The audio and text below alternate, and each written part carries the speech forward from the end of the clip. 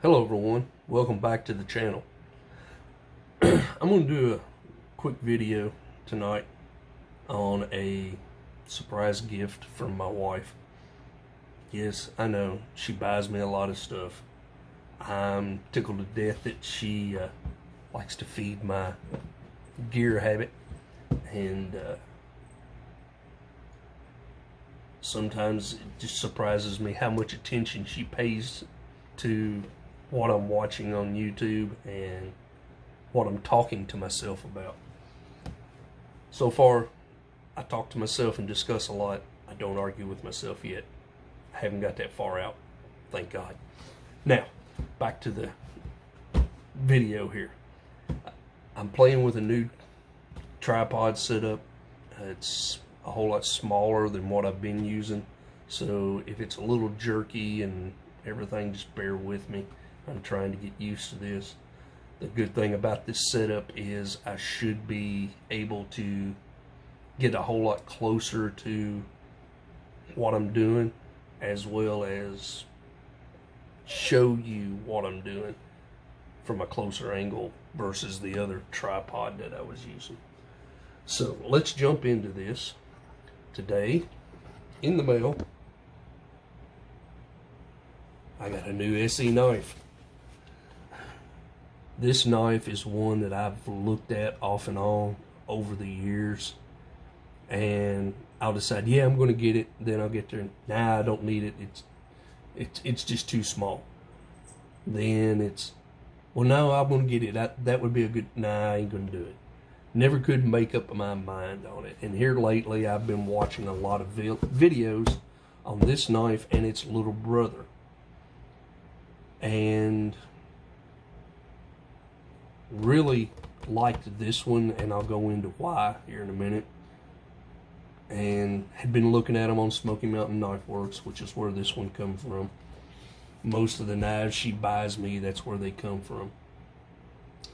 And had one picked out and had printed it out, and she cabbaged on the printout and ordered this, and then told me just a couple of days ago that I had a package coming in the mail. So we'll go ahead and get into this. It's packaged in the typical ESEE fashion.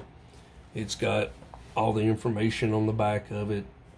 Get up here. Short-term survival tips, ground signals, contour line information. This is kind of new. I haven't seen that on any of the other ESEE knife boxes before. And then all the other information.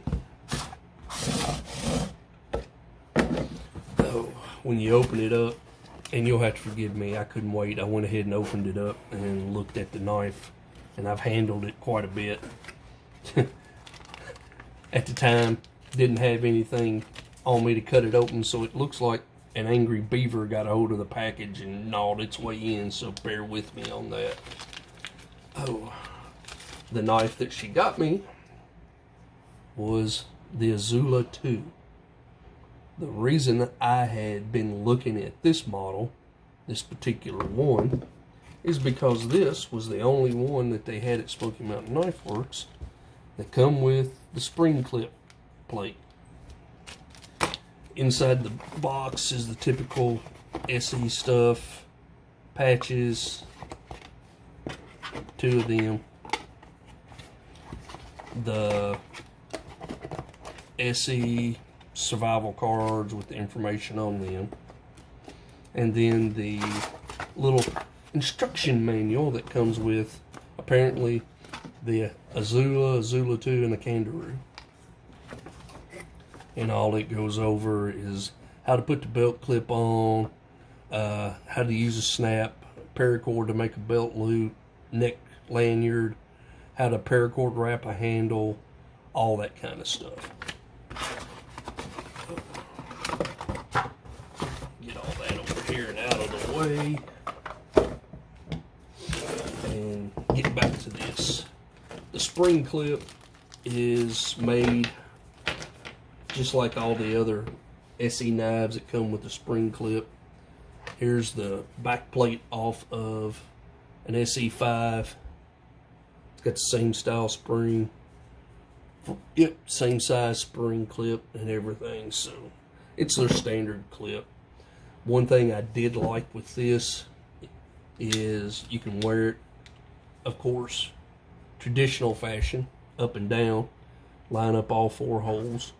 Or if you want to carry it scalp carry style, 3 of the 4 holes, get my hand out of the way, 3 of the 4 holes will line up and you can carry it scout style. It comes with the standard fasteners and all that stuff. Now, the reason I decided to go with the Izula II over the Izula is the handle. One, I like the linen micarta. I like the way the hand grip feels on the linen micarta. And 2, the Izula II has a 1/2 inch added to the back side of the handle over the Izula. So the Izula is shorter than this, on the handle portion. If you take these 2 screws out, take the handle scales off of it, there's a plastic insert that goes into the cutout in the blade. It has 2 holes in it. That is how the linen micarta scales stay in place and don't move around, as it goes through those 2 holes in that plastic insert, and that helps hold everything in place, keep it from rattling or moving around. The coating on this is their standard coating. I went with the Desert Tan. Like I said in the Smoky Mountain Knife Works website, if you look at the Izula II, this color was the only one that came with the spring clip. It was just a little bit more than the rest of them, but it come with the spring clip. I think it was $68.95, so right at $69 for what you see here. We'll get into the specs on this. The overall length on the knife is 6.75 inches. The blade length is the same on both the Izula and the Izula II.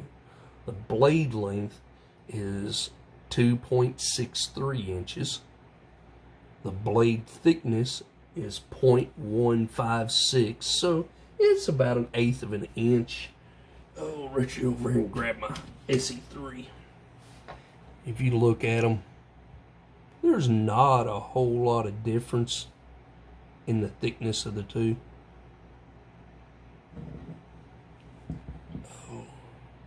If anything, the Izula II is actually just a little bit thicker. It feels like, yeah, just a touch, but not much, than the SE3.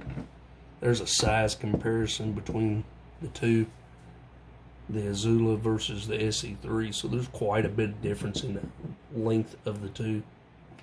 Put that back over here.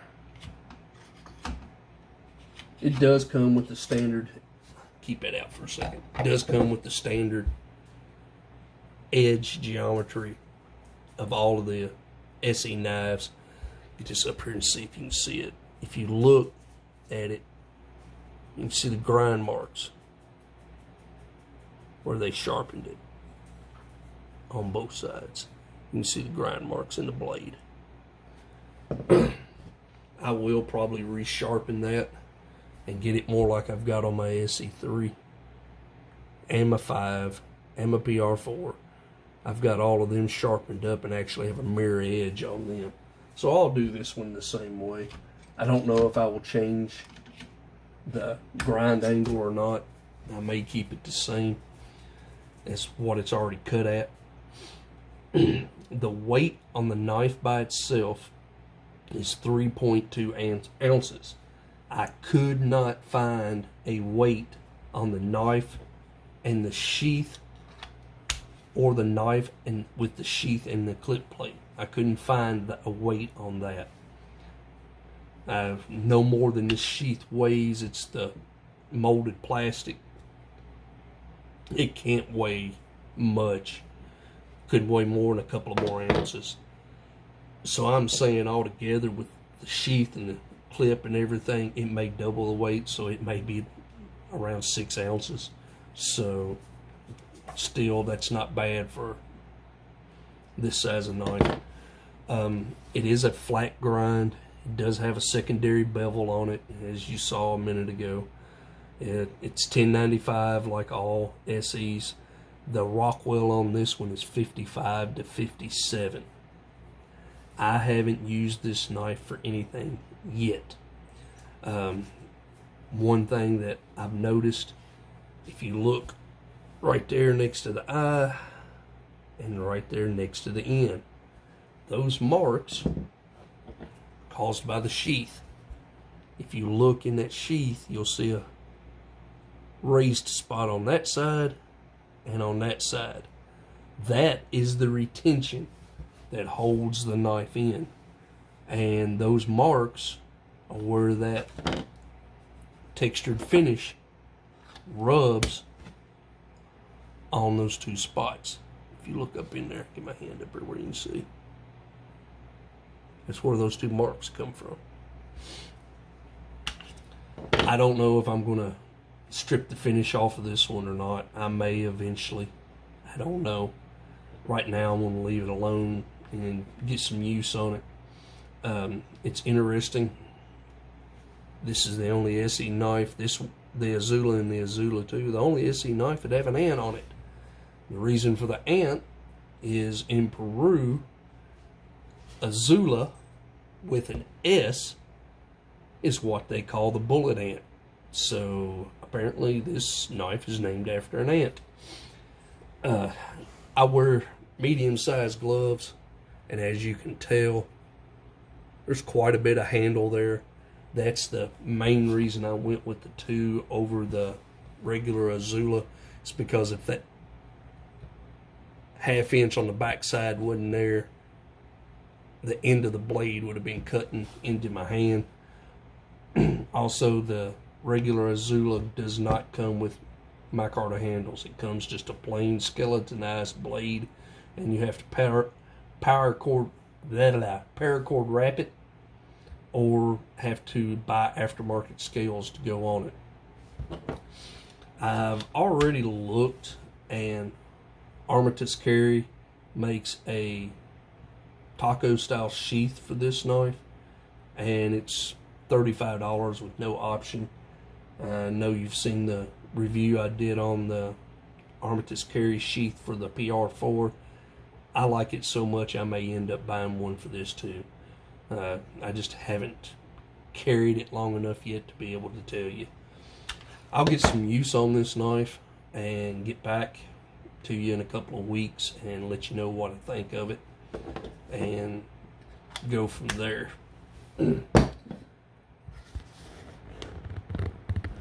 you turned back around here again. There we go. But I hope you found this interesting. Like, share, subscribe, and I'll get another one up for you here on this in a week or two after I've used it some and got some use on it. Me and the little boy did go on a camping trip here in the backyard last week. It was his last week before he went back to school. Yes, his school did go back. They started yesterday, actually. I had to think of what day it was. I've only had about 5 hours of sleep today, so my days and everything are running together. I'm firing on about maybe 4 or 5 cylinders out of 8, so sorry if I've rambled tonight.